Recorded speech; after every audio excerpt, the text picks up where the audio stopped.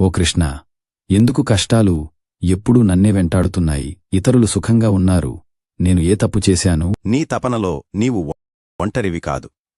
ప్రతీ ప్రాణిలో ఓ బాధ ఉంది.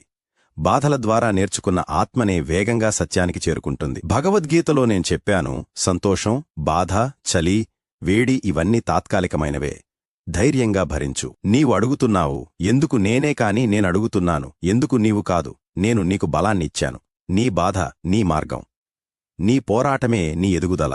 ఈ రోజుల్లో విద్యార్థి ఓడతాడు, ఉద్యోగి నిరాకరించబడతాడు, హృదయం తుడిచిపెట్టుకుంటుంది. ప్రతి ఒక్కరికి పరీక్షుంటుంది.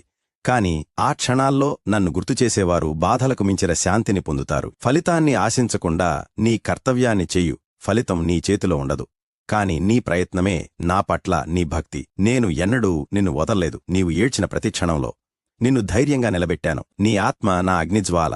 నీవు బలహీనుడు కాదు, నీవు నా యోధుడు. గీత వాణి తెలుగు ఛానల్ను సబ్స్క్రైబ్ చెయ్యండి. గీత మీ ఆత్మతో మాట్లాడనివ్వండి. ఈ సందేశం మీ మనసుకు తాకితే ఒక లోతైన ఊపిరి తీసుకోండి, కళ్ళును మూసుకోండి, చెప్పండి, కృష్ణా, నాకు మార్గం చూపించు.